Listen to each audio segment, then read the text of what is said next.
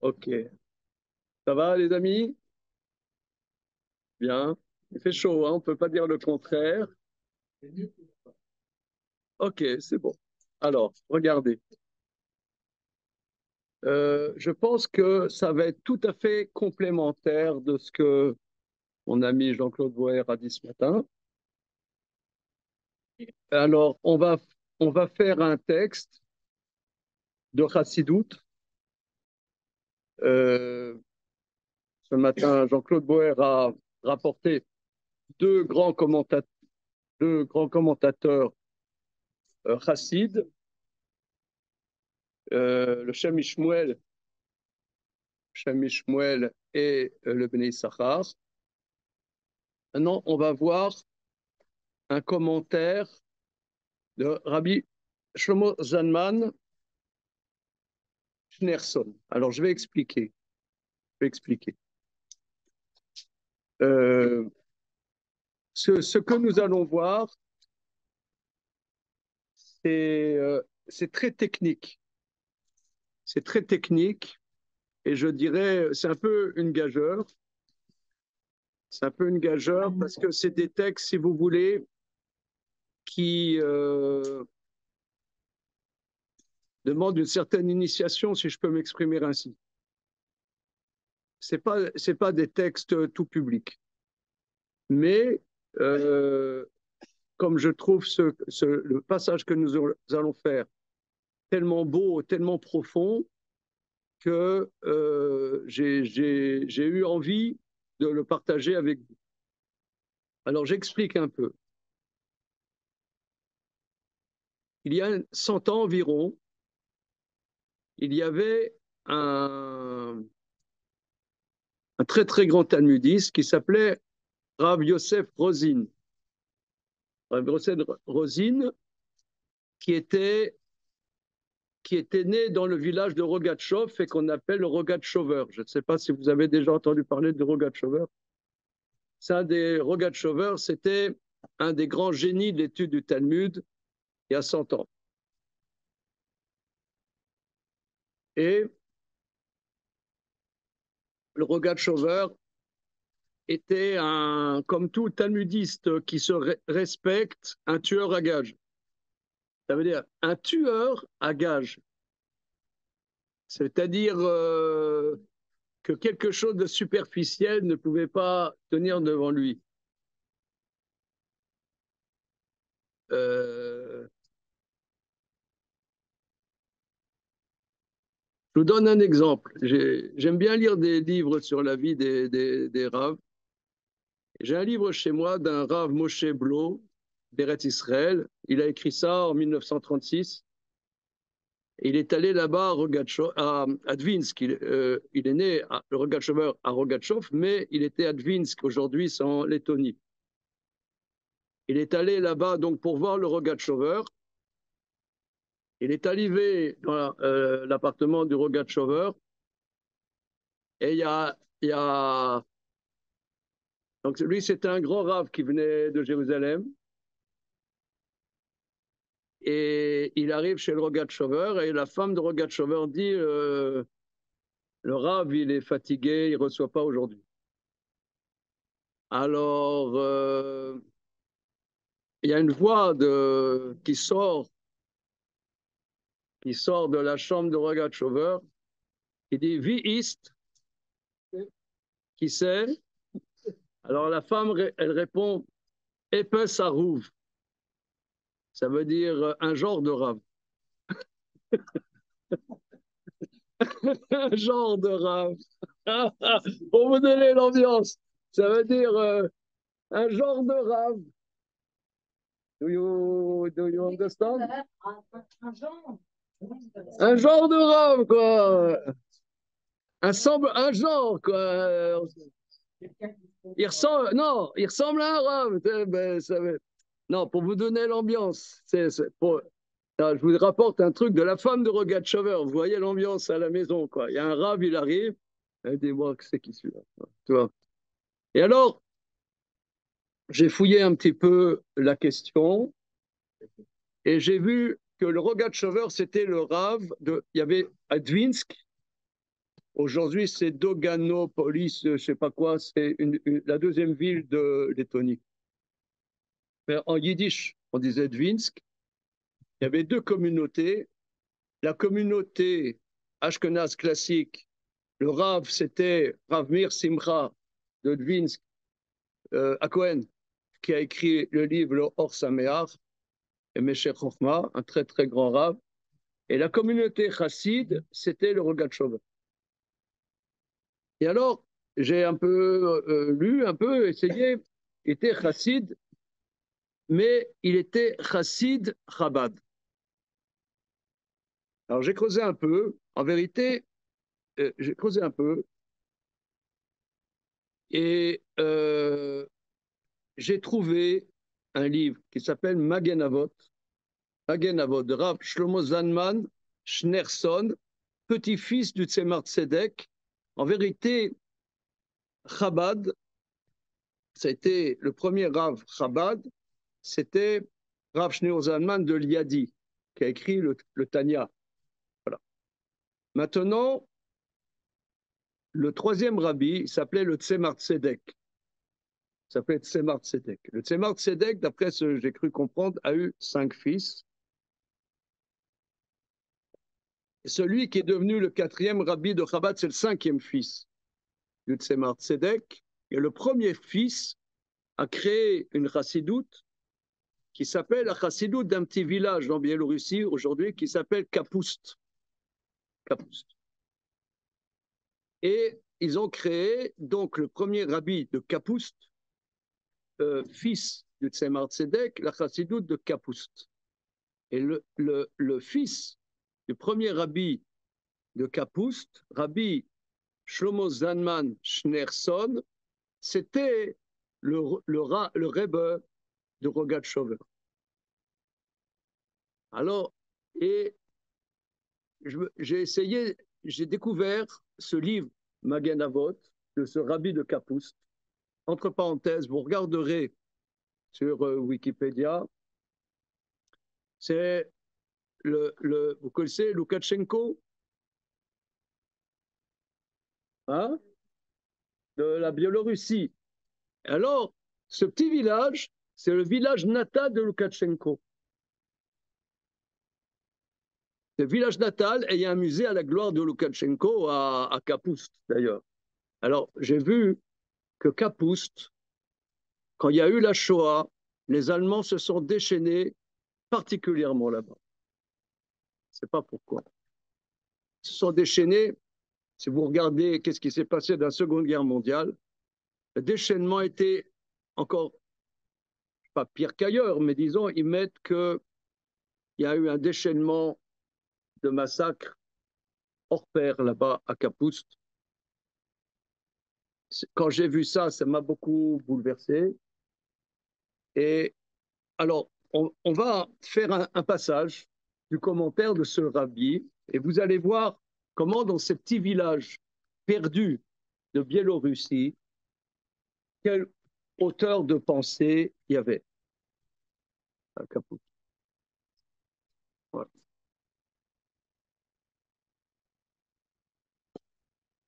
Bien. Alors, si vous voulez, dans la chassidoute, je fais quelques introductions parce que sinon on ne peut pas comprendre. Je fais quelques introductions, sinon on ne peut pas comprendre de quoi il s'agit.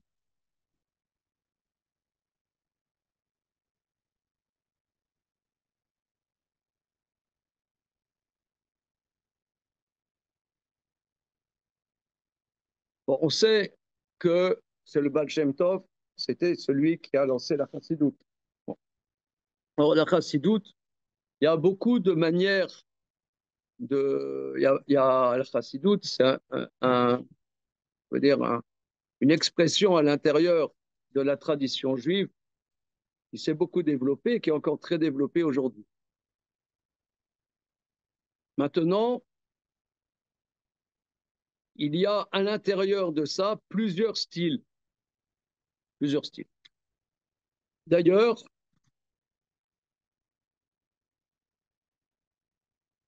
euh,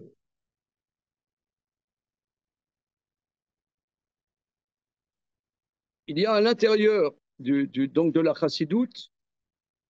La chassidoute, on pourrait dire, c'est la volonté de traduire la tradition intime de la tradition juive dans la vie de tous les jours. Maintenant, ça peut s'exprimer de plein de manières et il y a des maîtres qui ont été particulièrement, je dirais, spéculatifs. Spéculatifs, c'est-à-dire une pensée très difficile. Très difficile. Le but, c'est pas que ça soit difficile, c'est que pour, pour atteindre des choses précises, il y a des travaux. On ne peut pas atteindre comme ça facilement. Il faut une technicité. Alors, ce texte est très technique, mais je vais essayer. Moi, je suis talmudiste, je ne suis pas kabbaliste. Je ne suis pas du tout kabbaliste, je suis talmudiste. Enfin, j'essaye. Mais vous allez voir que des notions qui, au départ, paraissent abracadabrantes, petit à petit, ça touche des choses qui sont de la vie de tous les jours. Voilà. Bon, ce étant, on va commencer. Alors,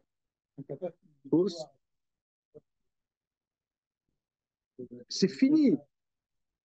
Si. Quoi? Mais on s'en fout. Non, mais la manière de parler, la manière de tu vois un rave avec une grande barbe, un grand manteau, un truc cafetan. Tu dis, monsieur le rave, la femme regarde Chauver et son mari dit qui c'est? Il dit, c'est l'heure d'être un rave. Bon. Voilà, j'ai tout dit. Qu'est-ce que tu veux que je dise de plus?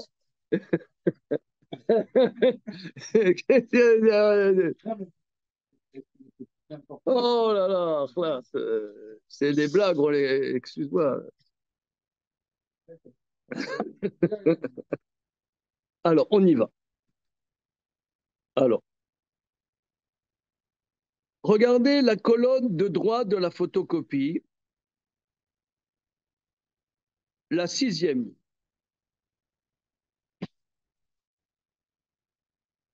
Iné, alors c'est en écriture Rachi, hein, mais n'ayez pas peur, je lis, je traduis, j'essaie d'expliquer, et voilà.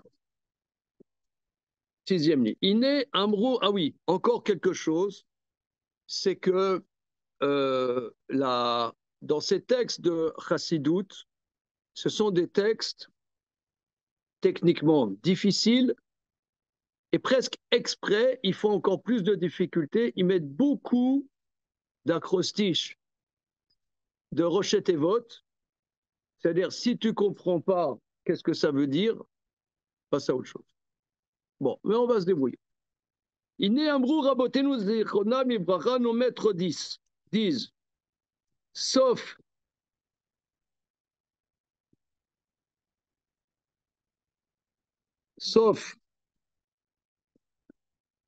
okay.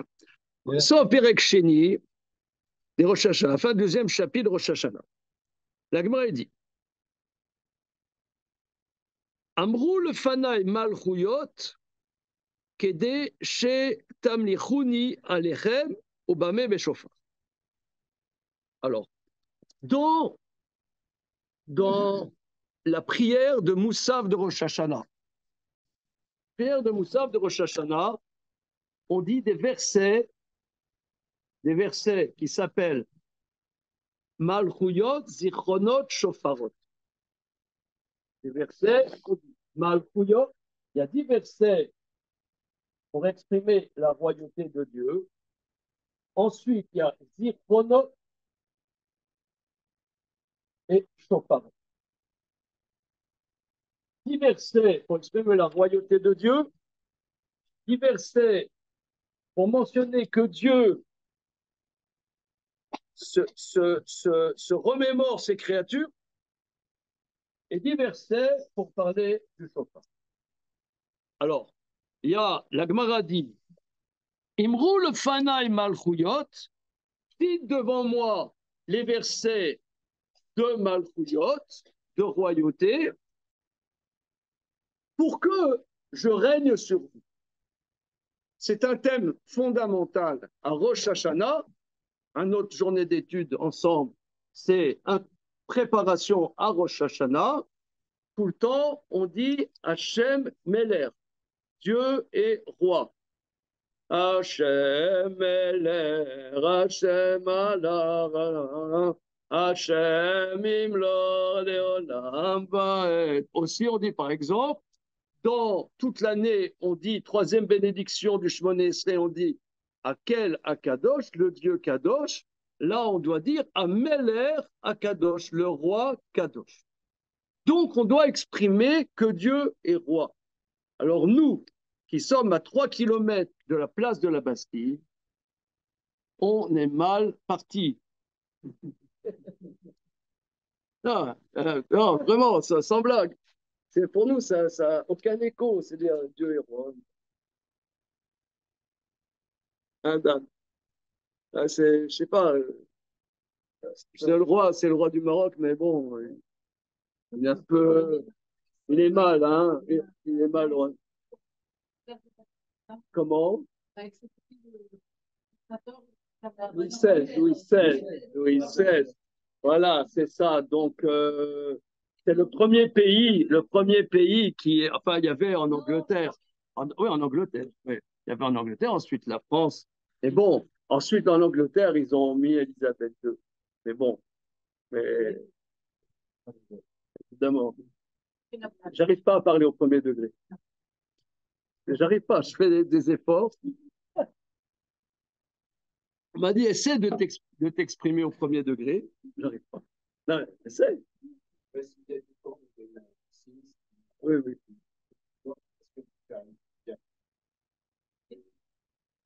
Sûrement, c'est une bonne question. Alors, regardez, sûrement. Alors, en tout cas, quoi qu'il en soit, oui. En tout cas, regardez, quoi qu'il en soit, une des thématiques centrales de Rosh Hashanah, c'est ce que cite le Magen Avot. Il cite, dites devant moi des versets malchouyot pour que pour me faire régner sur vous, et avec comment on fait régner Dieu avec le chauffard. Bamé, avec quoi on fait régner Dieu? Béchauffard, avec le chauffard. D'accord? Voilà, Béchauffard. Sarir Lomar, alors regardez, je redis le langage, de cet ouvrage est ésotérique. C'est un langage ésotérique, mais il ne faut pas avoir peur. Au début, on ne va pas trop comprendre, après, il va tout expliquer. Alors, on y va. Sarir Lomar, Inyan Amshachat Brinat Malchut Aliede Shofar Davka. Il faut comprendre le sujet d'attirer la dimension de royauté par le chauffard. C'est ce que j'ai introduit. C'est ce que j'ai introduit. Vous voyez qu'il s'exprime avec des rochers tévot, c'est-à-dire les termes. Il ne met pas tous les mots, il met que le début du mot. Voilà. Tsarir lehavin inyan amshachat brinat malchut adede shofar d'Afrique. Il faut comprendre le sujet d'attirer la dimension de royauté par le chauffard. Inéquétive.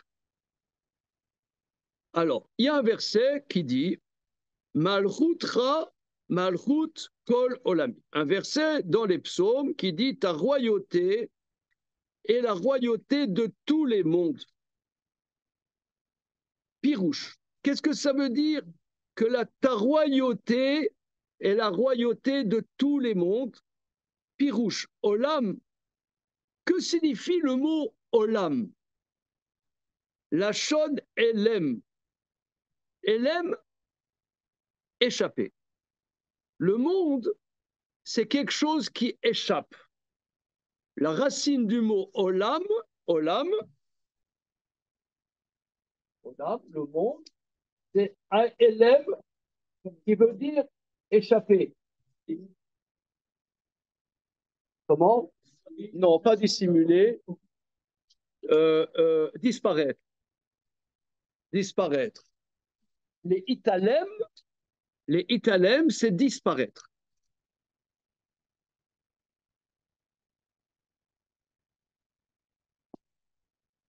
Disparaître. Pirouche, explication. Olam, lachon, elem. Le mot olam, c'est quelque chose qui échappe. Nos maîtres disent dans le Pirkei de Rabbi Lezer. Achelo nivra a olam, aya ou ushmo bilva. Avant que le monde soit créé, lui et son nom, il n'y avait que Dieu et son nom. Qu'est-ce que ça veut dire? Il n'y avait que Dieu et son nom. Avant que le monde ne soit créé, il n'y avait que lui, c'est-à-dire Dieu. Il n'y avait que lui, c'est-à-dire Dieu, et son nom, N-O-M, et son nom. Explication. Achelo nivra haolam, vous voyez, c'est des abréviations. Achelo nivra haolam, ainu kodem shinivra olam aberiya, aya u atzmiyut amaatzil u shemo, ainu shem avaya klalut, a eser sfirot de atzelut bilvad, shalo aya shum davar nifrad me elokut. Bon, alors, petite introduction. Petite introduction simple. Dans, il y a notre tradition dit qu'il y a 4 niveaux de monde. 4 niveaux de monde. Il y a l'abréviation, la, le, le, tout ça, ce sont des outils pour analyser des choses. C'est pas simple, c'est pas une science comme ça, simplement connaître un jargon. Le but, c'est pas le jargon, mais il y a quelques outils qu'il faut savoir. Notre tradition dit qu'il y a 4 mondes que, en abréviation, on dit Abia. Abia. C'est-à-dire le monde Atselut, de Ria, Yetzira, Asiya. Il y a un monde qui s'appelle, donc il y a Dieu,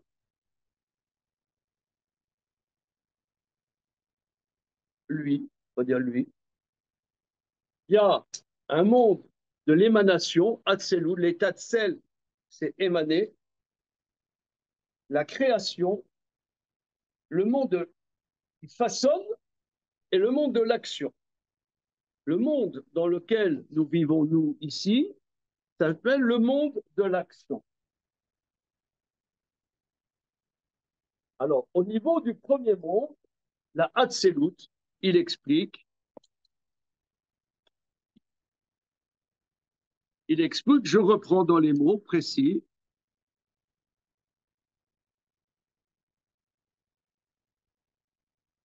Pirouche, Hachelo Nivra Olam, avant que le monde soit créé. Aïnou, c'est-à-dire avant que le monde soit créé, avant qu'il y ait la dimension de Beria, de création, il y avait l'essence duquel vient l'émanation et son nom. C'est quoi son nom? C'est l'ensemble des 10 sphirotes au niveau de Hatzelut. Il n'y avait rien séparé de ce qu'on pourrait appeler le divin. Au départ, il y a au niveau d'Hatzelut une unité intime entre lui et son nom. Le nom, on pourrait dire, le nom, c'est l'abord qu'on a d'une chose, la concrétisation d'une chose. La concrétisation d'une chose. Comment? Parce qu'il y a déjà une émanation. C'est pas, ce n'est pas, excuse-moi l'expression, de quelque chose d'ineffable. C'est pas le divin seul, puisque il y a déjà, même si on ne sait pas qu'est-ce que c'est, les 10 sphirotes. Donc il n'y a pas que lui, il y a un certain niveau, une émanation, mais, mais qui n'est pas de séparation. Non, mais il y avait ou Shmo, c'est pas la même chose. Oui, mais lui et son nom, c'est pas la même chose quelque part. Donc il y a chacun qui étudie ou qui enseigne ça dit il sait pas, il connaît pas. C'est légitime de dire qu'il connaît pas puisque c'est des choses qu'on n'a pas l'expérience. Donc c'est légitime de dire qu'on connaît pas. Mais on peut dire au niveau formel, on peut dire à un niveau formel qu'il y a déjà une émanation de quelque chose qui s'appelle les 10 sphirotes. Alors, moi, je ne vais pas vous expliquer qu'est-ce que c'est les 10 sphirotes. Il faudrait d'abord que je le sache. Il faudrait aussi qu'il y ait quelqu'un sur Terre qui sache qu'est-ce que c'est. Parce que je pense que ce n'est pas possible. Ce n'est pas possible, pas simplement parce qu'on est petit, parce qu'on n'est pas connaisseur, mais parce qu'on ne peut pas en avoir l'expérience. Notre tradition dit qu'il y a 10 sphirotes, c'est-à-dire 10 sphirotes. Sphirote, c'est comme en français sphère. Sphère, c'est le même mot. Et 10 sphères, 10 sphirotes, sphirote. C'est 10 sphères d'émanation, puisque notre tradition dit tout vient de l'unité de Dieu. Comment?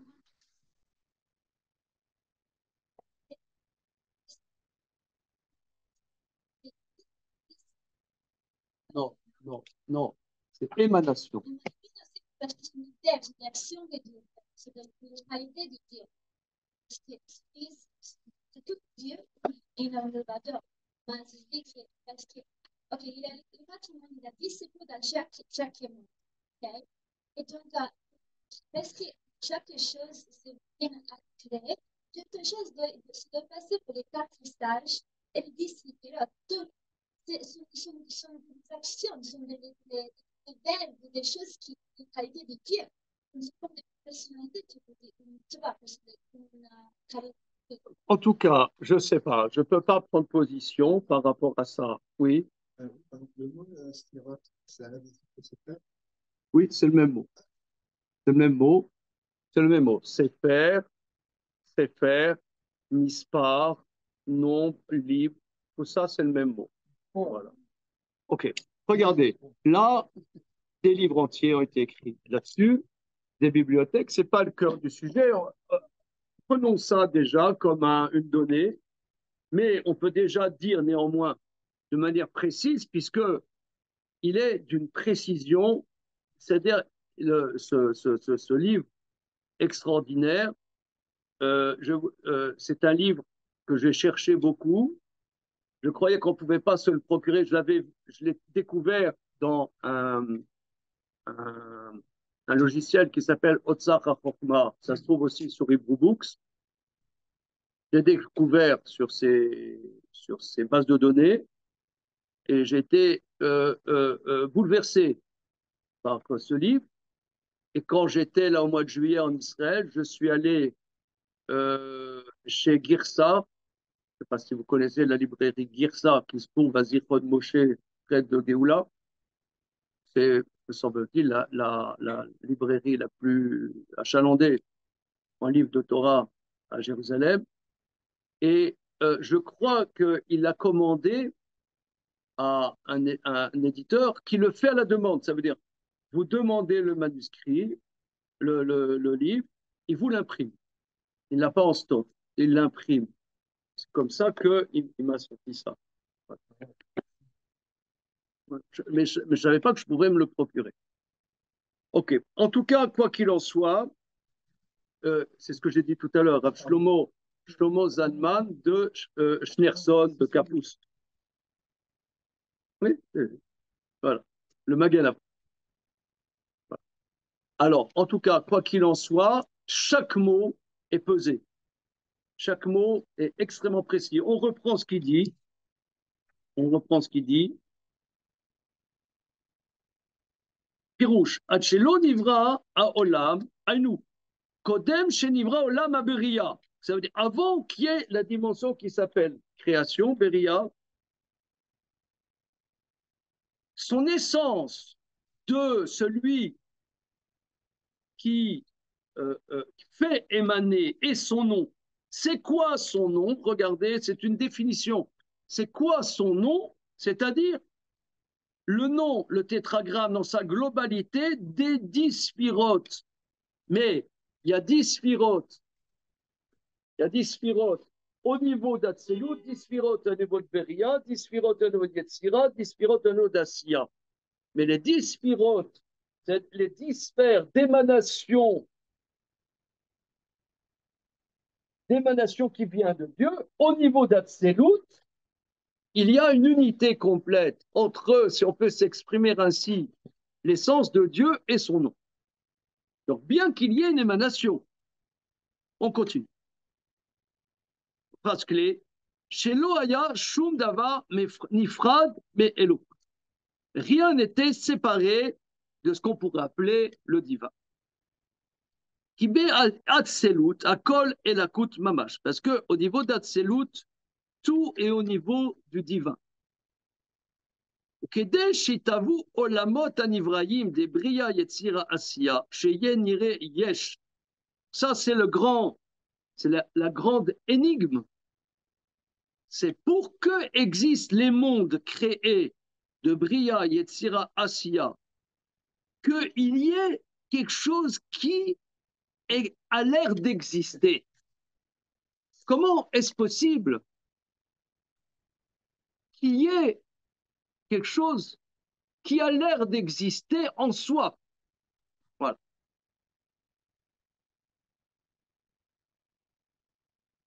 Voilà.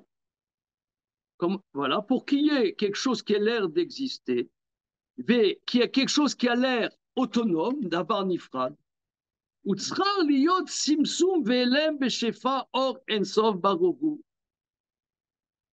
alors, si vous voulez, comment c'est possible qu'il y ait un monde? D'ailleurs, c'est très intéressant parce que M. Boer, ce matin, il a dit que quand on part à la guerre, on doit souffler, faire vous soufflerez dans les trompettes, vous serez rappelés devant Dieu, il vous sauvera. Parce que quand on part à la guerre, alors tu pars à la guerre, eh bien, on a intérêt à avoir des bonnes armes. Oui, avoir comment dire, un abonnement illimité chez Thales.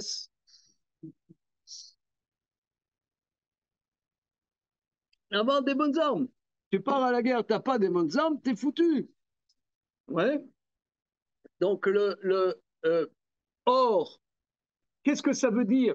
Si toi, tu vas faire la guerre, qu'est-ce qui va te faire sauver à la guerre? C'est tes armes. Eh bien, ça veut dire qu'on est dans un monde, on se débrouille comme des grands. C'est un monde qui existe.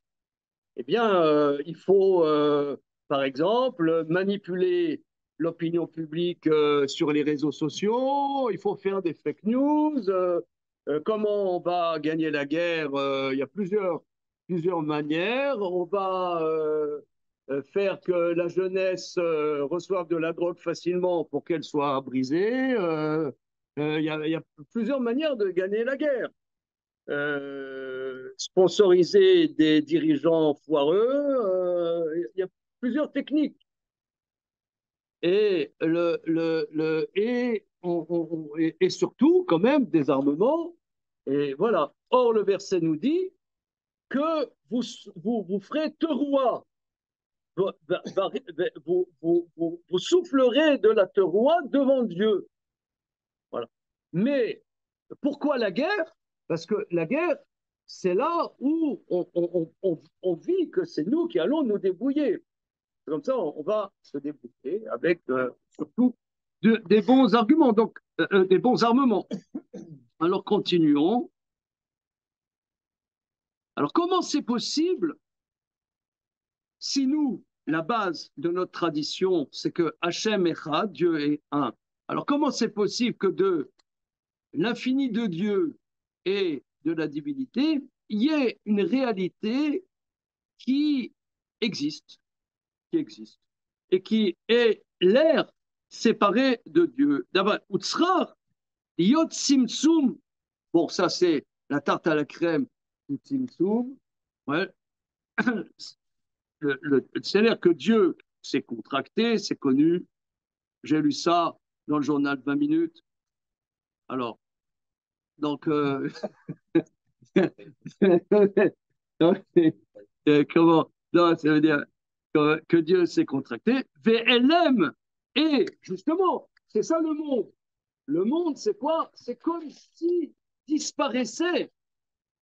Voilà, échappait le monde. S'il y a un monde, par définition, c'est qu'échappe la divinité. S'il y a un monde, il s'appelle Olam, c'est-à-dire que sa source a disparu. La source a disparu. Elle l'aime, alors, et qu'il y ait un Tzimtzum par le flux de la lumière infinie de Dieu, c'est-à-dire par le flux de la lumière infinie de Dieu,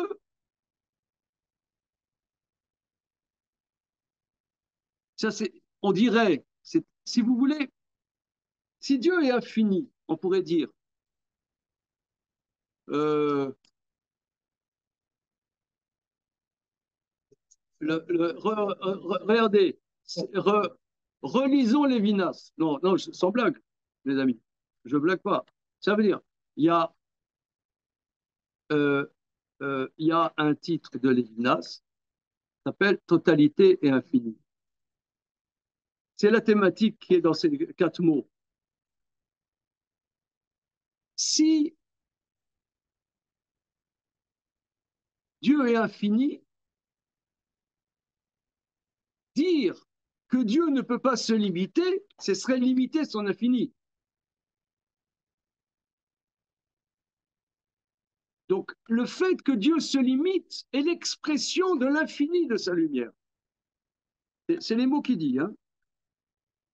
C'est les mots qu'il dit. Vaelem, c'est-à-dire que le monde échappe vient du flux de la lumière infinie de Dieu, qu'il n'y ait que le dévoilement de la dimension de la royauté seule. La royauté, dans notre tradition, c'est-à-dire, c'est la réalité du monde, qui s'appelle Malchut. Royauté. On continue. Dehainu. Shelo itgalu brinat ha'elyonot shelemala bibrinat Malchut. C'est-à-dire que dans la réalité que nous vivons, ne se dévoilent pas des aspects supérieurs de la dimension de ce qu'on pourrait appeler la royauté, seulement la dimension de royauté seule.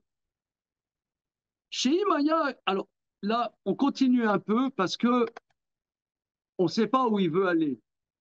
Il faut avancer pas mal pour voir où il veut arriver. N'oublions pas Rosh Hashanah. Il veut nous expliquer Rosh Hashanah. OK? Donc, il faut avancer pour arriver au cœur du sujet.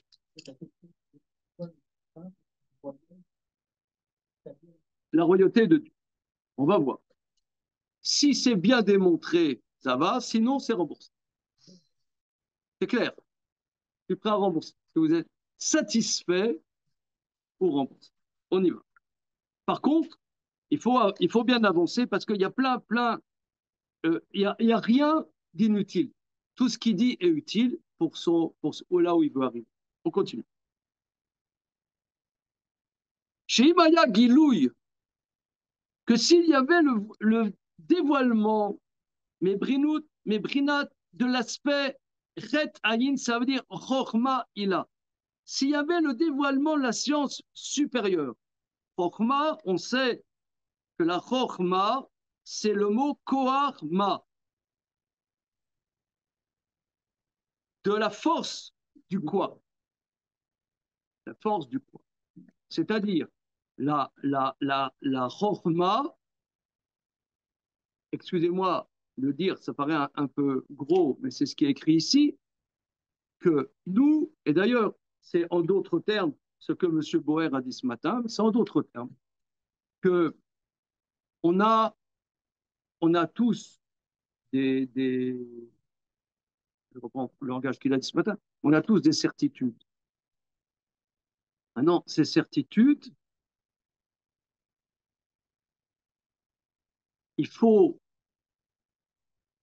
la science supérieure et d'interroger ces certitudes, d'avoir les outils pour interroger ces certitudes. Si vous voulez, pour poser des questions, il faut et des outils pour poser des questions. C'est une science supérieure. Dans n'importe quel domaine, pour remettre en question je ne sais pas, moi je ne suis pas physicien, mais du tout, malgré les apparences. Mais lorsque le bon Albert Einstein, il a ébranlé la physique classique newtonienne, il fallait des outils. C'est une science supérieure de remettre en question des notions. Et lorsque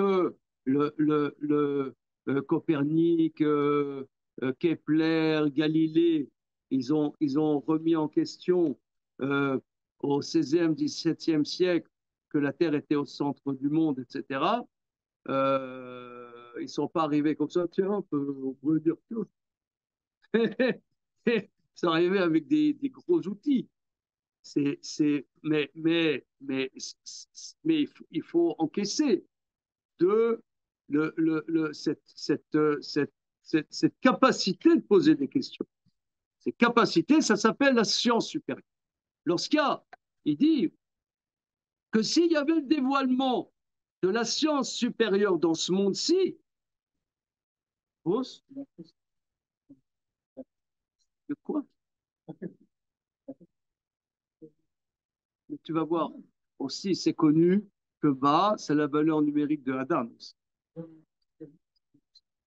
Oui, non, c'est pas un acrostiche. Ouais, c'est comme c'est un concept, il le met sous forme d'acrostiche, mais c'est pas un acrostiche. Donc, s'il y avait le dévoilement, aya ragbitul betachlit. S'il y a le dévoilement, il y a l'annulation. Velo aya mitave klal brinatolam vavke. S'il y avait le dévoilement de la science divine supérieure, il n'y aurait pas de possibilité d'existence des deux dernières lettres du tétragramme.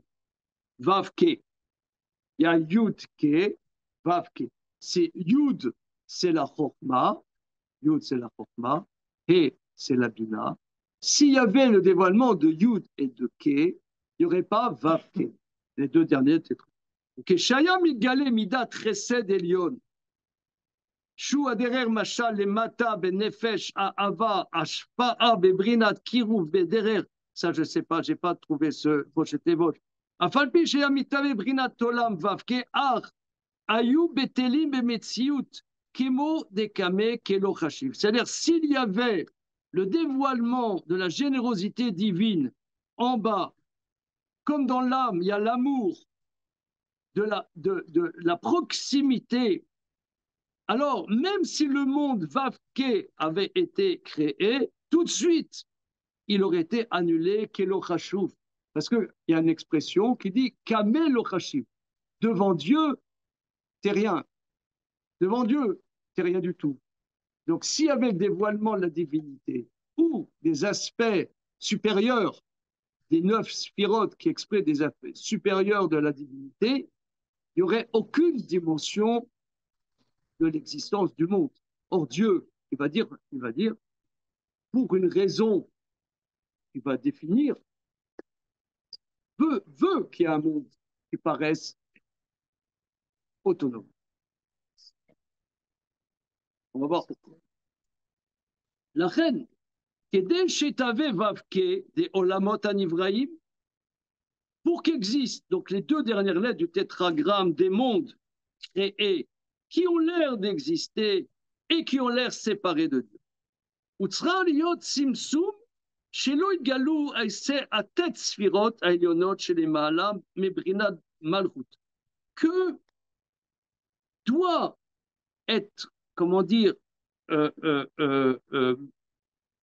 contracté pour que ne se dévoilent pas les 9 sphirotes supérieures au-dessus de la dimension de la royauté, seulement la dimension de Malchut seule, qui est seulement un petit éclairage. Vinikra Shem E, c'est la quatrième lettre, c'est E. E, c'est un souffle. E. On dit le monde est créé avec la lettre E. Voilà, comme un souffle. וגם הרזו היא בבחינת רוממות והתנסות שהוא עניין הסתלקות האור והגילוי לא להאיר בפנימיות רק בבחינת מקיף ואלם.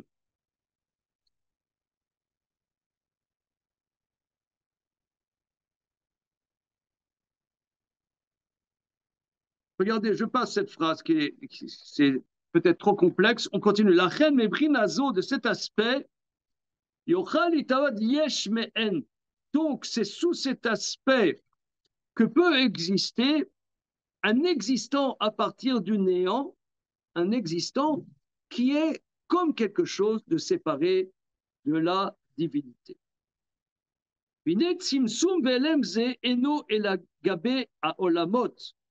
Mais cette contraction et cette disparition n'est que par rapport au monde, mais par rapport à Dieu, en shum shinui chas v'shalom. Mais par rapport à Dieu, il n'y a aucune différence avant la création, après la création, comme dit le verset, Gam chosher lo yarshir mimeka. Même l'obscurité ne sera pas obscurité par rapport à toi. Dainu, à chosher des midat laila, c'est-à-dire l'obscurité, la dimension de la nuit, qui atzelut nikra midat yom. Parce que la dimension supérieure de l'émanation s'appelle jour. Shesha Meir Shemesh Avaya, où le nom de Dieu est clair. Il n'y a que son unité. Obriya Yetzira Asya Nikra Midat Laila. Mais à partir de la Beria, on est dans la dimension de la nuit. Shesham et Elem ve Esther Shem Avaya, où il y a la disparition et le recouvrement du nom du Tevavke du tétragramme. Donc vous voyez ce matin, M. Boer a parlé d'Akesse le Yom Chagenu, lorsque on est dans une fête à Rosh Hashanah où les choses sont recouvertes. C'est où la lune est cachée, même la lumière de la lune n'est pas visible. Elle est un petit rien du tout. Un petit rien du tout. OK. Alors.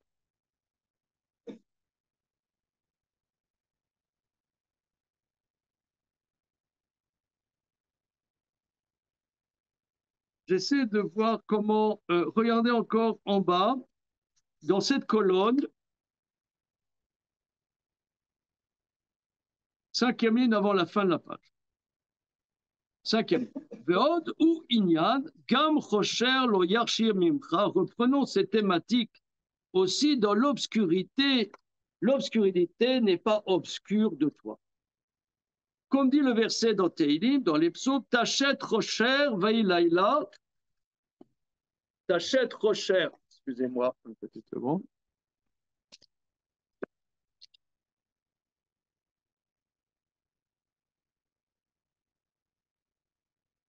Ouais. Tachet Rocher Vailaïla, tu as mis l'obscurité, ce fut la nuit. 3 lignes avant la fin de la colonne de l'eau. Tachet Rocher Vailaïla, Ze Olamazé, Shedomé Lalaï. Tu as mis l'obscurité et c'est la nuit. C'est ce monde-ci qui ressemble à la nuit. La suite du verset, Bo Tirmos Kol Chayato Ya'ar, là où pullulent toutes les bêtes sauvages de la forêt, Elou Reshayim Shebo Shedomim Lechayatot Sheba Ya'ar. C'est quoi les bêtes sauvages de la forêt? C'est les impies qui se trouvent dans ce monde-ci qui ressemblent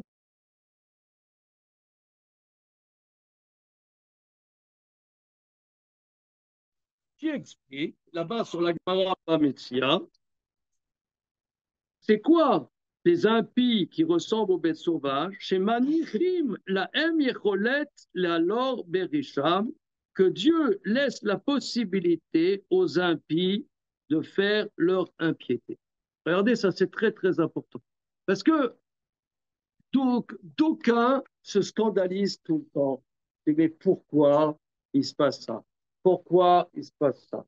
Pourquoi il y a tellement de saloperies dans le monde? Pourquoi il y a tellement, j'en passe, et des meilleurs? Eh bien, c'est structurel, c'est pas conjoncturel. C'est que tu veux être un salaud, à Béguésine. Fais-le, tu peux y aller. Parce qu'on est dans un monde où tout est possible. Ce que les sages disent, les animaux sont structurés, mais les humains sont peu structurés. Alors, ils peuvent faire des choses que les animaux ne peuvent pas faire. Et ça, c'est pas conjoncturel, vous voyez, ça c'est très très important. Parce que on est tout le temps, ah mais comment c'est possible? Oh là là, il y a des pédophiles, comment c'est possible? Ah mais il y a des trucs, ah mais comment c'est possible? Oh, hein, tu connais pas la dernière? Comment c'est... Non, il n'y a pas. Poser la question comment c'est possible est une question qui est pas chacham, si vous voulez. C'est pas malin. Et comment c'est possible? Oui, c'est possible. C'est ça, la définition métaphysique du monde, c'est que c'est possible. C'est pas, oh, c'est- c'est- ça manque, si vous voulez, d'analyse. Dire, mais comment c'est possible?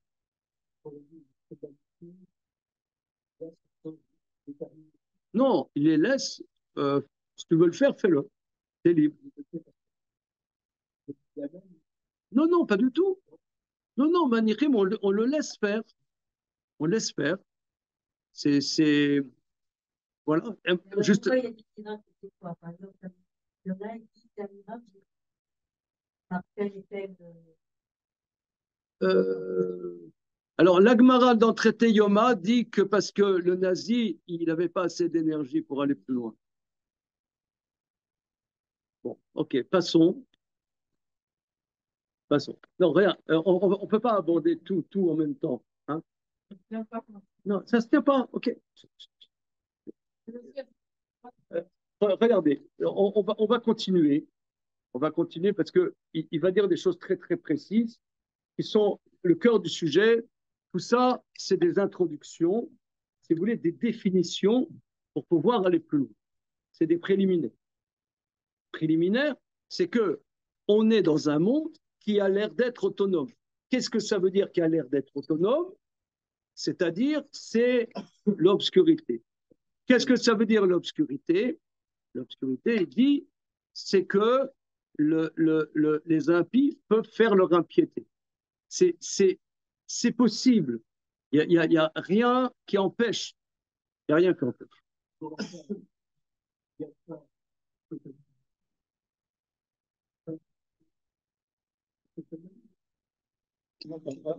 Ah, that is the question. On va voir. On va voir, on va voir. On continue. Attends, on y va. Venez, continuons en haut de la colonne Iné Inyan Rocher, Tachet Rocher, cette notion de Rocher, Kemo Shekatu Betania, donc il cite son arrière-grand-père dans le Tanya, Shashpat Achayut Baolamazé, ou Aliédé le boucher, Klipad Noga, Shenikra le bouche sac, alors que dans le livre base de la Chassidut Rabbah qui s'appelle le Tanya, que l'influx de vie dans ce monde-ci est par les habits. Donc les mots-clés, vous voyez, les écrits pas. Là-bas, c'est écrit Klipat Noga, c'est-à-dire l'écorce luminescente. Chez Nikra, le bouche sac, un habit de bure, de sac, qui obscurcit ou mastir et la coûte les gamrés, qui cache la dimension divinité, ad chez Enirikla la chayut elokut, que on dirait qu'il n'y a aucun lien avec la divinité, keim shenire rakteva olam keminagonoek. On dirait que le monde suit son cours. Ça, c'est phrase clé. On dirait que le monde suit son cours, c'est-à-dire les déterminations naturelles. On dirait, vous voyez par exemple là, vous avez remarqué qu'il fait chaud. Il fait chaud. Alors on va dire, il y a le réchauffement climatique. Pourquoi? Parce que la semaine dernière, j'étais au bord d'une rivière, j'ai jeté ma canette dans la rivière. Oui, c'est ça. Comment? Et j'ai dit à mes enfants, faites pareil. Alors, donc c'est pour ça qu'il y a un dérèglement climatique. Donc là, on dirait qu'il y a un dérèglement climatique, donc parce que la 2 chevaux de ma belle-mère avait pas un pot catalytique, et ça fait qu'il y a ce réchauffement. Donc ça suit des règles du monde qui font que le monde a l'air de suivre des règles de la nature. Voilà. Cette perception, ça c'est la dimension du monde. Zéugam Rocher lo yarshim iradainu brinat hashema velaila shegam Rocher. Alors regardez, ça c'est très beau. Que même que dit le verset? Même l'obscurité n'est pas dans l'obscurité de toi. Ça veut dire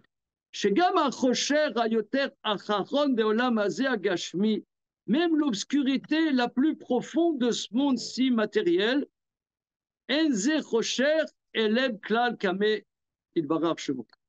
ce n'est pas une obscurité et une disparition du tout par rapport à Dieu. Comme dit le verset, Ata urishon ve'ataou acharon. On dit dans la prière, Ata urishon ve'ataou acharon. Tu es le premier et tu es le dernier. Bon, n'importe qui dit la prière a dit cette phrase. Ata urishon ve'ataou acharon. Tu es le premier, tu es le dernier. On connaît cette phrase. Mais lui, il va donner un sens précis. Ata urishon, tu es le premier. C'est-à-dire, avant que les mondes soient créés, il y avait la divinité parfaite de Dieu. Vataou acharon, et même la dimension la plus apparemment éloignée de la divinité, même la dimension, on dirait qu'on est complètement dans les lois du monde qui n'ont rien à voir avec Dieu, eh bien, il y a Dieu. Et ça ne change rien. Même si on est dans l'obscurité, pour toi, l'obscurité n'est pas obscure de toi. C'est-à-dire que, regardez, ça c'est magnifique. Ataou Rishon, Vataou Acharon. C'est une lecture, si vous voulez, talmudique de la métaphysique. C'est pour ça qu'on dit que avant de faire ces textes dits métaphysiques, il faut avoir beaucoup étudié du Talmud pour être précis, parce que ce n'est pas de la littérature du tout, c'est de la science. Quand le verset dit tu es premier, tu es dernier, c'est-à-dire tu es premier, évidemment, avant que le monde n'existe, il y avait la perfection de la divinité. Mais tu es dernier, c'est-à-dire même dans la dimension qui paraît la plus lointaine d'aucune divinité, que ça a l'air d'être le cours d'un monde complet, euh, euh, des, des, des, des lois du monde, des lois de l'argent, des lois du sexe, des lois de je ne sais pas quoi, tout ce que vous voulez, eh bien, il n'y a aucune obscurité par rapport à ça. Alors, on va voir comment. On va voir comment. Jusque-là, c'est encore des définitions. On va continuer, si vous le voulez bien. Ataou Rishon, voilà, Ataou Rishon ou Idgalut Yehudo Amitit Bara Bevrinat Keter Elion, tu es premier, c'est-à-dire le dévoilement, l'unité véritable de Dieu dans la dimension du Keter Elion, de la dimension au-dessus, au niveau supérieur. והטעו האחרון, שדהיינו סיום התבדשות אור הקו בבחינת מלכות דמלכות דעשייה שמהווה עולם הזה הגשמי, même la dimension où la lumière est la plus habillée dans la royauté de l'existence de ce monde-ci matériel. שגם במלכות דמלכות דעשייה מלובש אור הקו, que même dans cette royauté où la royauté, c'est-à-dire le plus profond, où la lumière est habillée, si vous voulez, comme un habit, ça recouvre,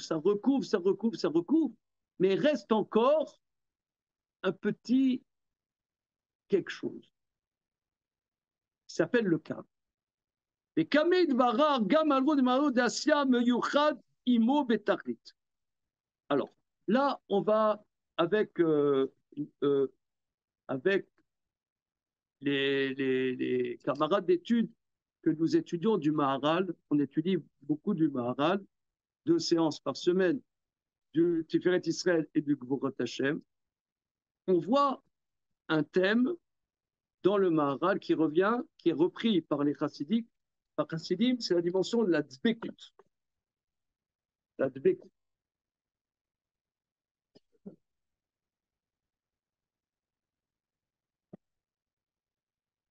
La Dbekut. Le Bekut, c'est-à-dire, c'est collé à Dieu. La dimension collée à Dieu. Alors, regardons.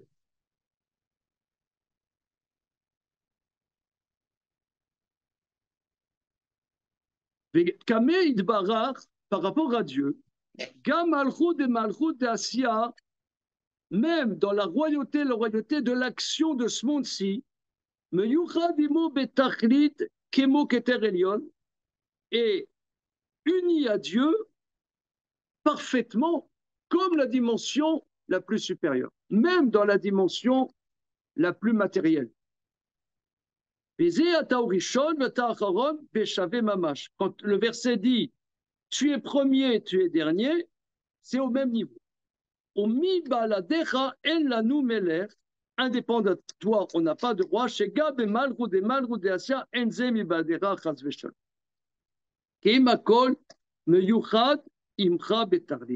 Car tout est uni à toi parfaitement. C'est ce qu'on dit. C'est toi le roi élevé complètement depuis Az, Pirouche.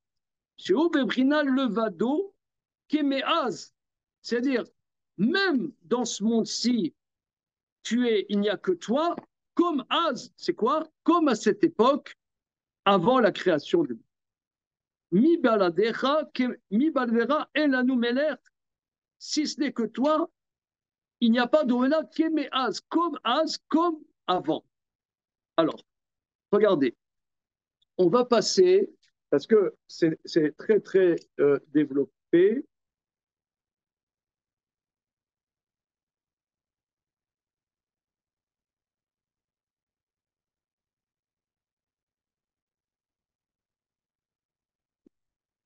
Alors,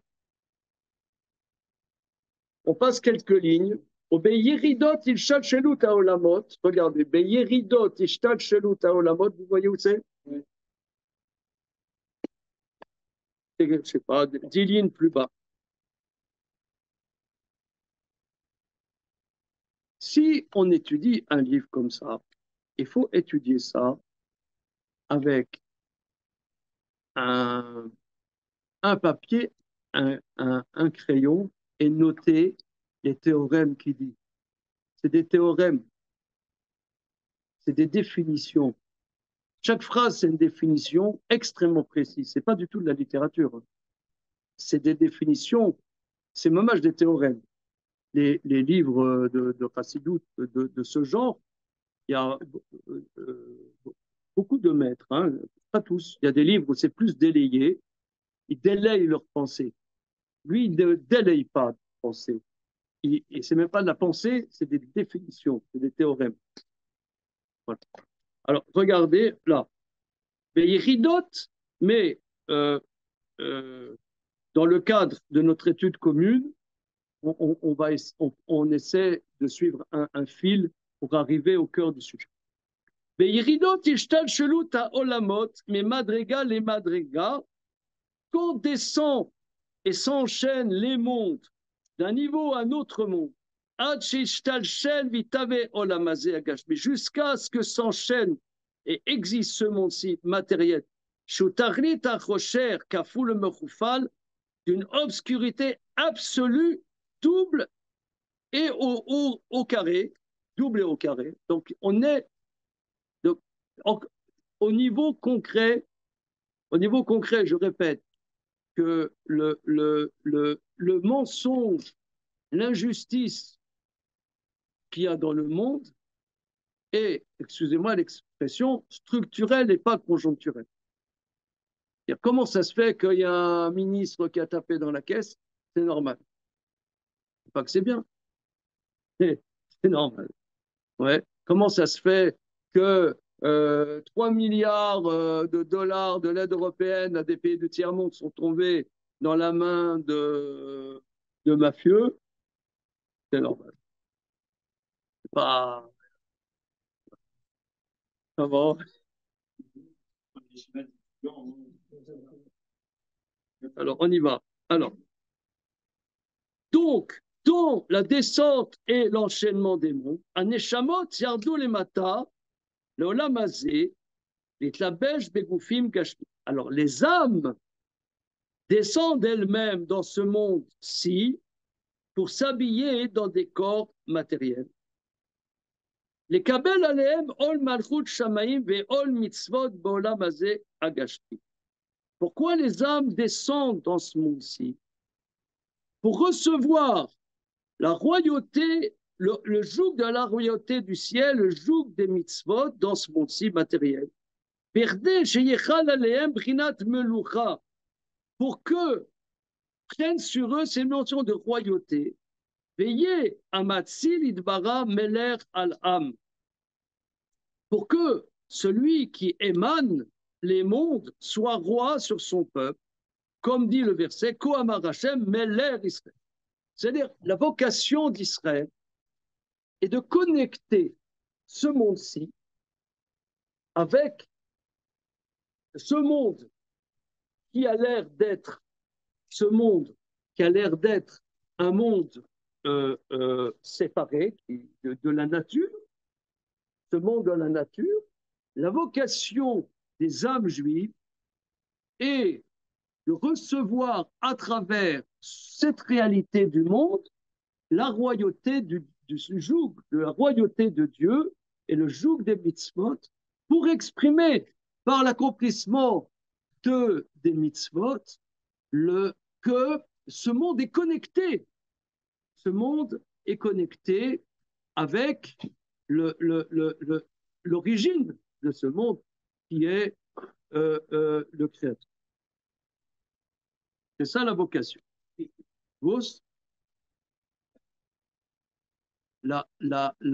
L'acceptation du joug des mitzvot, le joug de la royauté de Dieu, c'est ça, quand les enfants d'Israël ont dit Naseh Vedishma, nous ferons et nous écouterons. Et ça, c'est Shema Israël. Et ensuite, l'acceptation d'agir dans les mitzvot. C'est pas conceptuel, puisque on est dans, c'est pas que conceptuel, puisque on est dans le monde d'action. Ça s'appelle Olam Asiya. On dit Lo Midrash Ikar, c'est pas l'analyse le principal, mais c'est l'action. C'est par l'action qui est la suite de l'acceptation du joug de la royauté de Dieu que va se révéler la royauté de Dieu. Comme dit le verset, Ko Amar Hashem, Meler Israël. Ainsi a dit Dieu, le roi d'Israël. Donc, le peuple d'Israël, le peuple d'Israël, le peuple d'Israël est l'expression qu'il y a un roi, ça veut dire quelqu'un qui dirige ce monde. Dirige ce monde. Zéou Keshala, alors regardez, ça c'est la phrase clé. Chaque phrase est clé, hein. Mais c'est la phrase clé. Alors, et vous pouvez remarquer aussi que quand il dit quelque chose de clé, il le met en forme de rejeté.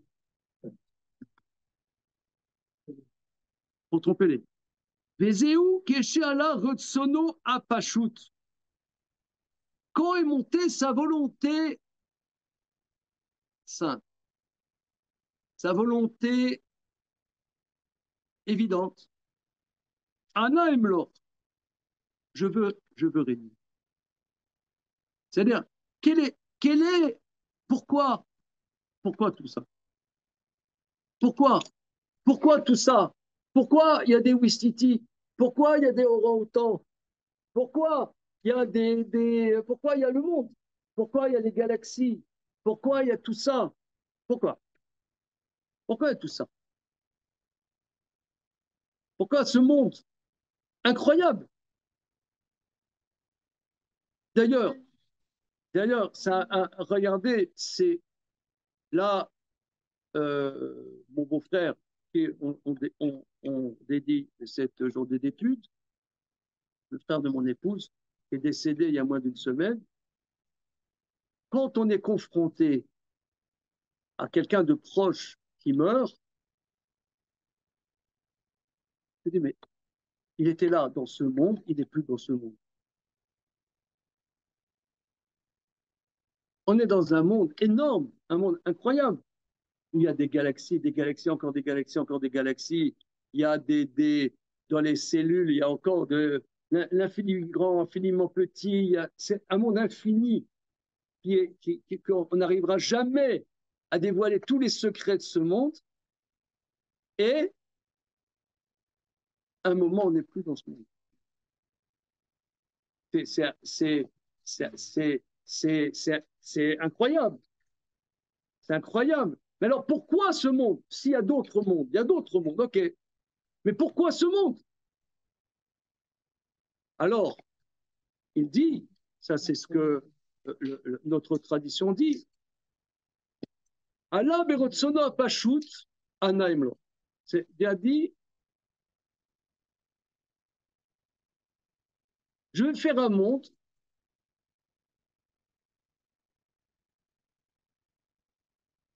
où je disparais et où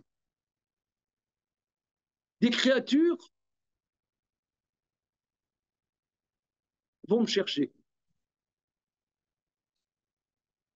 et vont dire, est-ce que ce monde est autonome ou est-ce qu'il n'est pas autonome? C'est Aniamlo. Est-ce qu'il y en a qui vont dire, je suis le roi?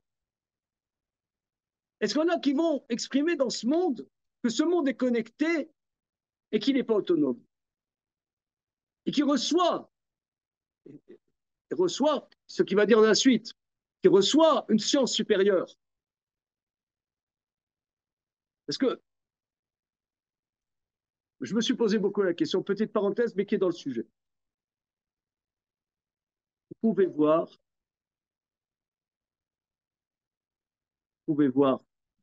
que beaucoup des dysfonctionnements du monde humain, en tout cas, vient des gens de notre peuple. Les gros délires dans l'humanité ont été induits par des juifs. Un des gros délires, le christianisme. Ensuite, il y a eu le marxisme. Ensuite, il y a eu le freudisme. Le féminisme à outrance, ce n'est que des juifs à l'origine. Ah ben oui, évidemment. C'est les fondatrices du Women Lib au début des années 60. C'était Betty Friedan. Vous regardez sur Wikipédia, Betty Friedan, née à Brooklyn. Vegan, c'est notre ami Peter Singer d'Australie. Là, aujourd'hui, l'intelligence artificielle, le wokisme. Le wokisme, c'est un juif de Brooklyn qui s'appelle Howard Zinn. Non, j'ai fouillé. C'est tous les délires, les sans-ons un petit peu au goy. Il y a un petit moment. J'avais 4 enfants, j'ai une classe de 5 enfants, j'avais un parc. Quand ils vont dans le parc, on arrive un peu avant la création des boules qui viennent. Quand ils vont dans les toboggans à l'envers, ils font tout à l'envers. Quand les jeunes viennent, ils font le toboggan, ils font le Dakar, tout ça. Et eux, avec 5 enfants, les jeux, ils font tout à l'envers. Alors, 10 minutes après, c'est une sixième. Alors, mais par exemple, l'intelligence artificielle, c'est comment dire, c'est chasse gardée folle. C'est chasse gardée. C'est alors, alors, je me suis posé la question, à qui profite le crime? Mais on peut dire que ces personnes, nous, disons, qui sont des moralistes, on est dans une synagogue ici, évidemment, on va être les tenants de la morale. Mais ces déstabilisations conceptuelles, ils peuvent arriver à l'absurde, mais ça secoue l'humanité, ça les connecte à quelque chose. S'il n'y avait pas s'il n'y avait pas ces bêtises, nous on pourrait dire c'est des bêtises. Vous savez, Howard Zinn, regardez celui qui est à l'origine du wokisme, c'est très très intéressant. Très intéressant. Qu'est-ce qui s'est passé? Vous connaissez monsieur Howard Zinn? Howard Zinn. Howard. Très intéressant.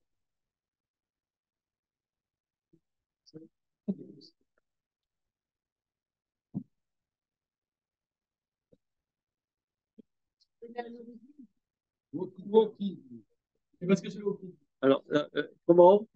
Non, peu importe. Mais non, le truc, non, qu'est-ce que c'était? Ce Howard Zinn, dans la Seconde Guerre mondiale, il était dans l'armée de l'air américaine et il conduisait des B-52. Il achetait des bombes en Allemagne. Vous savez, Dresde, le grand bombardement de Dresde, je ne sais pas combien de centaines de milliers de morts. OK? Et lui, c'était un jeune qui était dans l'armée, dans un avion bombardier. Et bon, il appuyait sur des boutons, il y a des bombes qui tombaient, il y avait des milliers de morts. Lui, il était convaincu qu'il sauvait l'humanité. D'ailleurs, c'est pour ça qu'il le faisait. Et après, il s'est dit, merde, j'ai tué quand même des milliers de personnes. Et il s'est remis en question.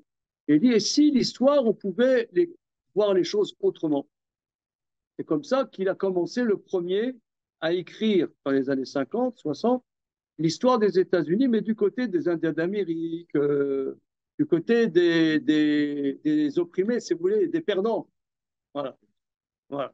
Et histoire de l'Amérique, au lieu de dire, voilà, c'est le rêve américain, c'est le monde de la libre entreprise, tout est possible, etc. On peut voir aussi que il y a eu tant de millions de traites des Noirs, ça s'est construit sur la traite des Noirs, ça s'est construit sur le massacre des Autochtones, etc. Voilà. C'est le premier qui a lancé ça. Après, bon, ça c'est devenu le, le, le, la victimisation, si on peut dire, dans lequel on est complètement. Mais alors, d'un côté, si vous voulez, ça ouvre l'esprit parce qu'il te dit, think différent, réfléchis autrement. Alors après, ça va devenir un système. Mais ces dimensions, quelque part, ça connecte l'humanité par la connaissance, même si après, ça devient des bêtises. Ça, pas besoin, on n'est pas obligé d'aller jusqu'au niveau des bêtises. Quand quelqu'un il va te dire, voilà, il y a la maltraitance des animaux. Ça, c'est vrai, c'est objectif. Ah, maintenant, tu vas dire, je mange plus de viande, machin, parce que finalement, l'homme et l'animal, machin. Ok, pas obligé d'arriver à ça, mais finalement, ça secouait le cocotier. Finalement, ça secoue le cocotier. Mais c'est ça la vocation, si vous voulez, du peuple juif. C'est la vocation du peuple juif. La vocation du peuple juif, c'est d'amener cette connaissance qui est le Koharma, cette connaissance supérieure, cette connaissance, cette capacité de nous poser des questions dans ce monde-ci et par cela se connecter que ce monde signifie quelque chose et pas un monde absurde et que de lois et que de causes naturelles et des choses comme ça. Alors continuons. Et ça, c'est la fonction. Et Dieu a voulu, par sa volonté, pachout, ça veut dire pachout, ça veut dire, oui, mais simple, ça veut dire pachout, où il n'y a pas de prise au-dessus de notre compréhension. Il y a une volonté qui dépasse notre compréhension, qui voulait créer un monde absolument autonome pour qu'on puisse, à l'intérieur de ce monde autonome, révéler, s'étonner. Mais d'où vient ce monde? Que signifie ce monde? Alors regardez maintenant, tout est nécessaire, mais on va faire ici le paragraphe bête. Vous voyez, Lehavin biur inyanze.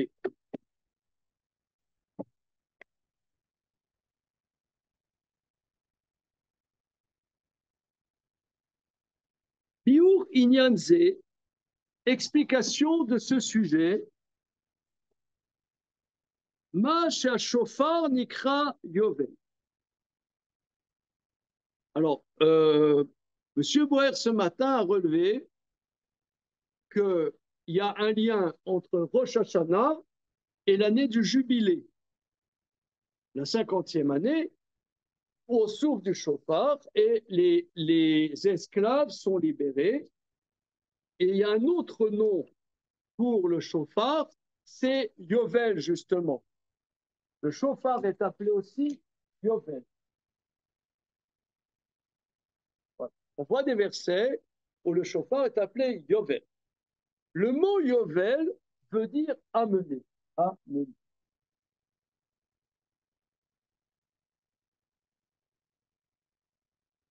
Yovel signifie amener.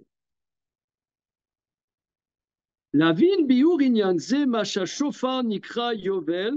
Amener, ça veut dire qu'il a été apporté. Non, il amène quelque chose. Le Yovel amène, le shofar amène.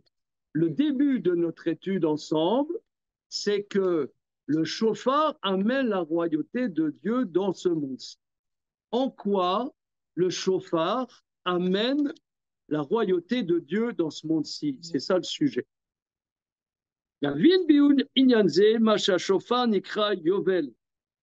Pour comprendre ce sujet, que le shofar est appelé aussi Yovel,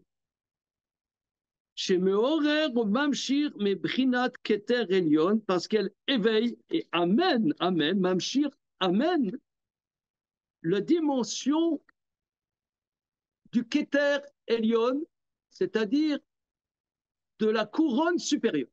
Alors, on a vu au début de notre étude qu'il y a 4 mondes. 4 mondes. Au niveau de la Hatsénout, on a dit tout à l'heure qu'il y a une union entre l'essence de Dieu et ce qui émane de lui, c'est les 10 sphirotes. Or,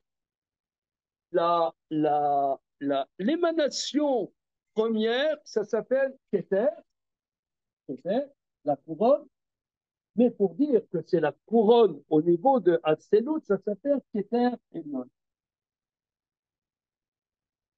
Et nous, on est à la dimension la plus inférieure du monde de Asiya. Comment ce monde Asiya va se connecter avec la dimension supérieure qui s'appelle Keter Elyon? Comment ça connecte? D'accord? Davin biur inyanze, ma shashofar nikra yovel, chez Meorer Mamshir Mebrinat Keter Elyon, parce que ça éveille le chauffard et amène de la dimension de la couronne supérieure. On voit dans Tehillim, c'est écrit Mimamakim Karatik Cha Hashem. Mimamakim, des profondeurs, je t'appelle Hashem. Alors, Mimamakim, on ne dit pas de la profondeur, on dit des profondeurs. Pourquoi il y a un pluriel? Des profondeurs. Ouais. En latin.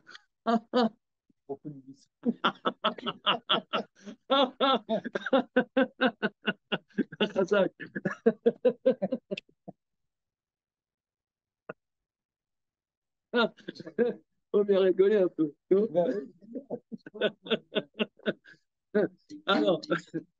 Alors, c'est quoi? C'est une petite blague en passant. Non, parce que c'est connu. Et en latin, il y a l'expression de profundis. Voilà. Mais d'où ça vient? C'est la traduction en latin de ce verset des Tehillim. Des profondeurs. Voilà. Des profondeurs, je t'appelle Hachem. Ok. Des profondeurs, je t'appelle Hachem. Alors regardez, ici, lisons le verset au niveau. Regardez, là, ça c'est vraiment de la chassidoute. Quand je dis de la chassidoute, ça veut dire c'est une science. Comment lire les versets? Mimamakim karatira Hachem. C'est-à-dire, comme moi je suis dans les profondeurs, je t'appelle, mais je me connecte à Hachem. Je dis Hachem. Je connecte à Hachem. Je ne suis plus dans un monde séparé, puisque j'arrive à dire Hachem, j'arrive à prononcer ton nom. Mimamakim kachatira, des profondeurs, je t'appelle Dieu. Donc, nonobstant le fait que je sois dans le plus profond des profonds de l'obscurité, eh bien, je peux dire ton nom. Et je reconnecte. Comment? Regardez. Mimamakim, Jayesh te omakim. Il y a 2 profondeurs. Umka de kula et umka de bira. La profondeur globale et la profondeur du trou. C'est très intéressant parce que c'est vraiment complémentaire de ce que M. Boer a dit ce matin. En d'autres termes, c'est la même thématique puisqu'on parle de Rosh Hashanah tous les deux, mais un peu sur d'autres termes. Il a dit il a rapporté le verset dans Tehillim, que Joseph est sorti du bord, c'est-à-dire du cachot, du trou, à Rosh Hashanah, à Rosh Hashanah, quand on l'a vu du verset. Alors là, il va dire qu'il y a la dimension, il y a deux dimensions. Il y a la profondeur globale et la dimension qu'on est dans un trou. Un trou, c'est-à-dire, il y a comme si on était dans un trou asséché. Il y avait de l'eau, mais il n'y a plus d'eau. Il faut creuser pour faire rechercher l'eau. Il faut aller plus profond à l'intérieur du trou pour trouver l'eau. Umka de kula ou melemala velemata. Dan, regarde, quelques minutes. C'est dommage, là. Regardez, ça va pas. Je dirais un quart d'heure. Excusez-moi. Oui, oui. Non, mais tout va bien. Vous pouvez partir. Vous êtes libre. Mais simplement, c'est un petit peu dommage. C'est un petit peu dommage parce que c'est comme si vous étiez dans un roman policier. Vous ne savez pas qui c'est qui a tué le. Qui est. Ah, il y a. Non, je ne vais pas dévoiler le meurtrier tout de suite, mais il y a un suspense. Il y a un suspense. Excusez-moi. Attends une seconde. Regarde, reste quelques minutes. Je ne veux pas faire long du tout, ce n'est pas mon but. Mon but, c'est d'arriver à bon port, mais qu'on soit content quand même avec un résultat. Comment? Voilà, avec un résultat. Alors, regardez. Il y a deux dimensions de profondeur. Une profondeur qui vient d'en haut vers le bas et une profondeur qui vient d'en bas vers le haut. Derrière nous, c'est quoi la profondeur du bord de la citerne sèche? Derrière nous, ça c'est maintenant, c'est ça la phrase clé. Derrière nous, Aliade, Sheyamig Belibo, Inyan Amerirut, Marmat Richuko Me'Hashem, qu'il approfondisse dans son cœur l'amertume d'être loin de Dieu.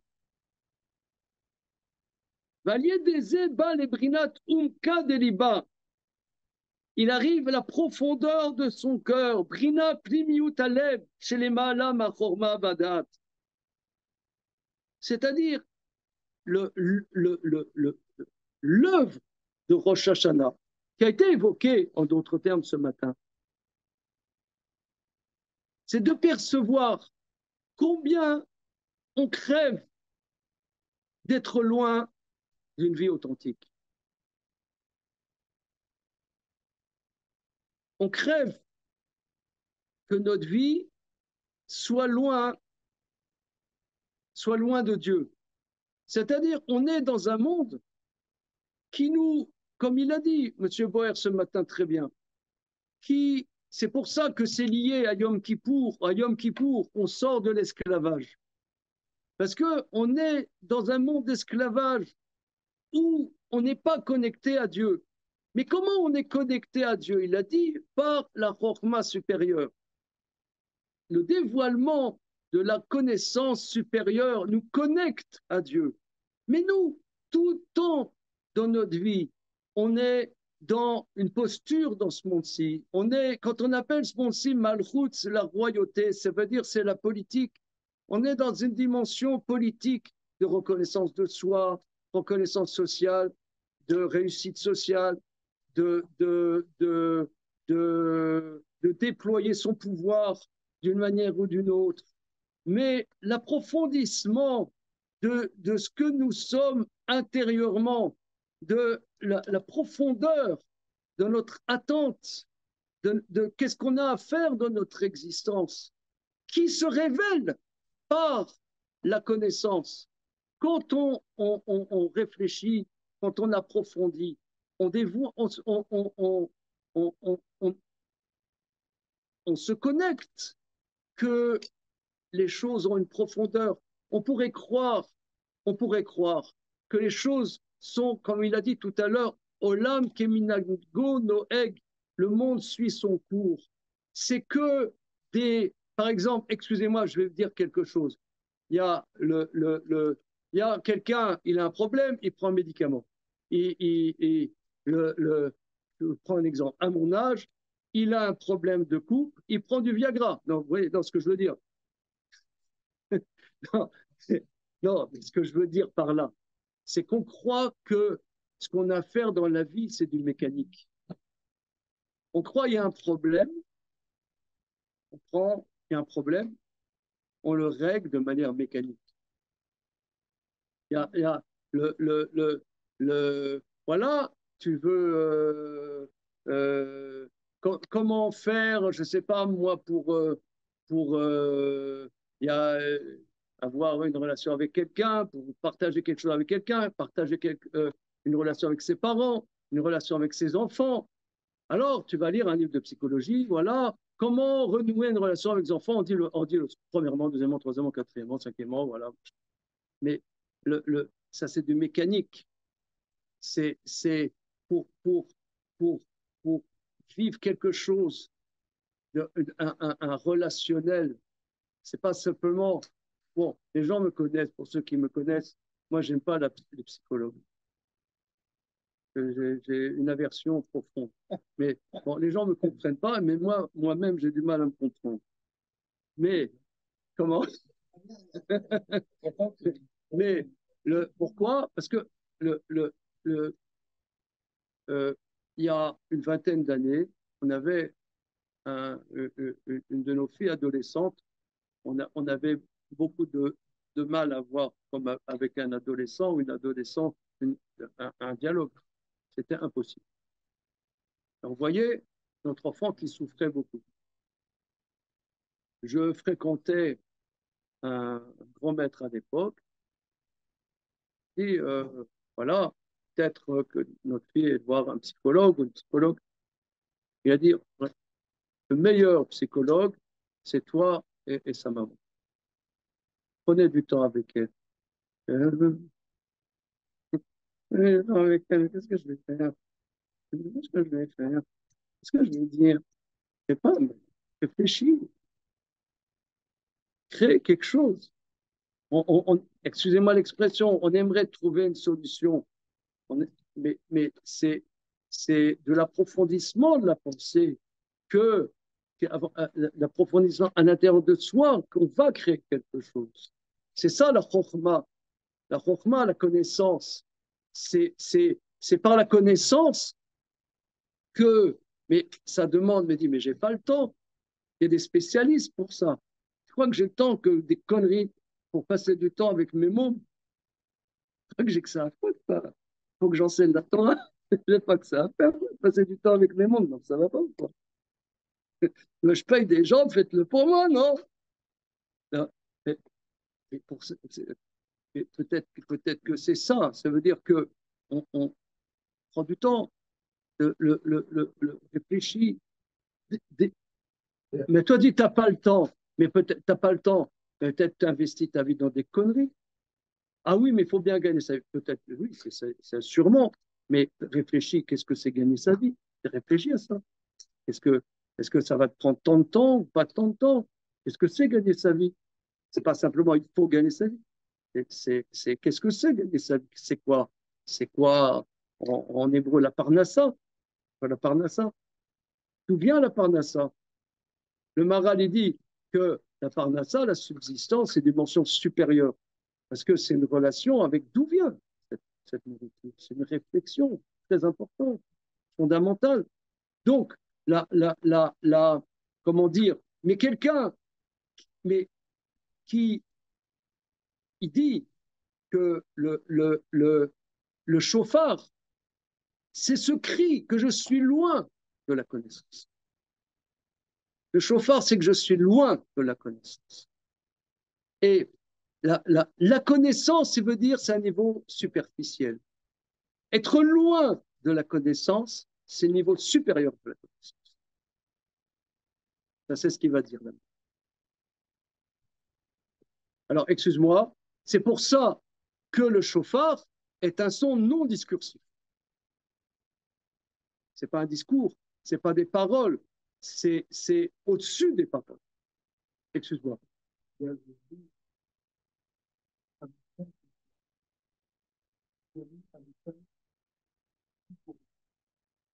Non, des biras, des biras. Oui. Ah, en tout cas, des dibouras, oui, c'est plus profond que le dibour. Plus profond que le Dibora. Oui, on peut dire. On peut le dire. Le Dibora, oui, c'est un mouka de Dibora, le plus profond, oui, derrière le Dibora. Alors je reprends. Aliédézé. Alors je reprends. Parce que là, c'est ça, si vous voulez, c'est ça, quand j'ai vu ce texte, j'étais bouleversé. Parce que nous, on a toujours instinctivement, on a toujours instinctivement la perception, une perception positive des choses. Mais lui dit par la négative, cette négative, c'est pas l'amour de la connaissance, c'est la perception qu'on est loin de la connaissance. On n'arrive pas à atteindre cette connaissance, qu'on est loin de cette connaissance. Ça, c'est ça, la profondeur du trou. Il arrive à la profondeur du cœur. Rina pnimiut alev. C'est la profondeur de son cœur chez les malam achorma vadat, qui est au-dessus de la connaissance et de la pensée. Ça veut dire, cette perception se pleure. Alors, les kabbalistes ils disent que la voda de Rosh Hashanah, c'est pleurer. Pleurer. C'est pleurer. C'est ce qu'on dit. Non, pleurer de détresse.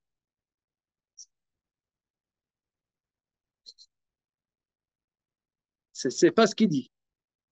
Je peux aller dans votre sens, mais ce qu'il dit, c'est la détresse. C'est ce qu'on dit dans le Teilim, qu'on dit le mois de Elul. On dit Achad shalti met Hashem otal avakesh. Une seule chose que je demande de Dieu, la seule chose, ma seule requête, Shivti bevet Hashem kol yemechayat, que je sois dans la maison de Dieu tous les jours de ma vie, la chazot benoam Hashem ou le baker bechalo, la chazot que je jouisse de la douceur de Dieu et que je fréquente son sanctuaire. C'est-à-dire qu'on puisse être dans un lieu de la simplicité de la connaissance. Et qu'on ne soit pas pris, pas esclave dans tout ce qui, de tout ce qui nous fait penser que le monde est Keminago Noeg suit son cours simple, et que on peut être juif orthodoxe ou juif pieux, laïque, peu importe, ça ne change rien. Le problème est le même. Quelle est qu'est-ce qu'est notre attente de notre existence? Est-ce que notre attente de l'existence est de l'Arzot Benoam Hashem, de jouir de l'éclat de la science supérieure, de l'éveil de la connaissance? Mais ce n'est pas l'éveil de la connaissance Rosh Hashanah, c'est au-dessus de la connaissance. C'est la souffrance d'être loin de cette connaissance. Pourquoi les kabbalistes sont Oui, mais c'est ça justement, c'est ça le son du chauffard qui reconnecte l'humanité. C'est-à-dire, on reconnaît la création, c'est ça. Maintenant, on peut relire tout son enseignement. C'est par cet appel d'attente, parce que la connaissance, c'est encore quelque chose de limité. C'est-à-dire que, comme on dit, comprendre, c'est je prends la chose, je la limite. Mais la connaissance, elle devient illimitée. Donc j'atteins l'illimité de la connaissance quand je perçois qu'elle est loin de moi et que j'en souffre. Et là, je dévoile dans le monde, que ce monde est collé à Dieu. Parce que c'est possible par cela, finalement, de dévoiler que ce monde qui paraît détaché de Dieu est complètement collé à Dieu. Et pourquoi on ne souffle pas du chauffard à Shabbat? Ah, après vous pourrez partir. Ah non, pas de petite question. Non, pas de petite question. Attends 2 minutes. Pourquoi? C'est-à-dire que le monde n'a pas besoin de reconnecter Shabbat. Non, C'est déjà. tu te la fermes. Alors, pourquoi? Alors ça, c'est un autre livre de Chassidut qui s'appelle le Sod Esharim de Rabbi Einich de Radzin, où j'ai vu cette explication. Et dit pourquoi. Alors, il faut savoir au niveau légal que lorsqu'il y a le temple de Jérusalem, au temple, on soufflait oui le jour du Shabbat, du chauffard. C'est hors du temple, on souffle. Parce que on vient de prouver par cette étude que l'homme connecte le monde à Dieu par le son du chauffard, qui est la souffrance qu'on éloigne la connaissance de Dieu. Par cette souffrance, parce que la connaissance de Dieu est une limitation. Mais la souffrance que je ne comprends pas et que je ne participe pas de la connaissance est quelque part d'au-dessus de la connaissance. C'est l'infini de Dieu. Je me connecte, c'est ça la profondeur de mon cœur. C'est ce que Jean-Claude Boer a dit ce matin, qu'on creuse dans ce qui est caché. Mais ici, ce Magen Avot nous donne la clé. C'est quoi ce qui est caché? C'est notre connexion à la connaissance. On est dans un monde de bêtises, dans un monde de systèmes. On n'est que dans des systèmes de pensée. Mais ce n'est pas de la connaissance. La connaissance, et c'est quelque chose de vivant. Mais comment faire que moi je sois connecté à ça? Mais j'ai mes activités du monde et je passe ma vie comme un imbécile. Alors, le chauffard, c'est ce cri, donne-moi que je participe de ta maison de connaissance. Donne-moi que je puisse vivre ça. Et là, je connecte le monde, pas seulement moi, je connecte le monde par le chauffard, que ce monde est complètement connecté à Dieu, finalement. C'est possible. Il est complètement connecté à Dieu. Ata Rishon v'ata Acharon. Tu es premier, tu es dernier. Même à l'intérieur de ce monde-ci, on peut être. Et c'est ça, Manu, le chidouche, que nous, toujours dans le Maral, on voyait la Dbekout. Lui, il explique. Le monde est collé à Dieu. Ce monde est collé à Dieu. Et pourquoi on ne fait pas Shabbat? Parce qu'on a l'illusion que c'est nous qui le faisons. Or, Shabbat, c'est la perception que tout vient de Dieu. Donc, c'est antagonique. Et pourquoi au Beth Amikdash, dit le Sod Esharim, c'est faisable? Parce que cette contradiction entre la liberté humaine, l'action humaine et la volonté de Dieu, quand on est proche de Dieu, il n'y a plus de contradiction. On peut percevoir ce que Rabbi Akiva dit, qui est impossible de comprendre, que l'homme est libre et que Dieu sait tout. Comment c'est possible? Au temple, c'est possible. De percevoir que l'homme est libre et l'homme, il construit l'humanité, et qu'en vérité, c'est Dieu qui construit l'humanité. Mais quand on n'est pas dans cette proximité au temple, alors tu aurais l'impression que c'est toi qui agis. Mais c'est vrai que c'est nous qui agissons. OK? Allez, maintenant, vous dégagez. Vous êtes...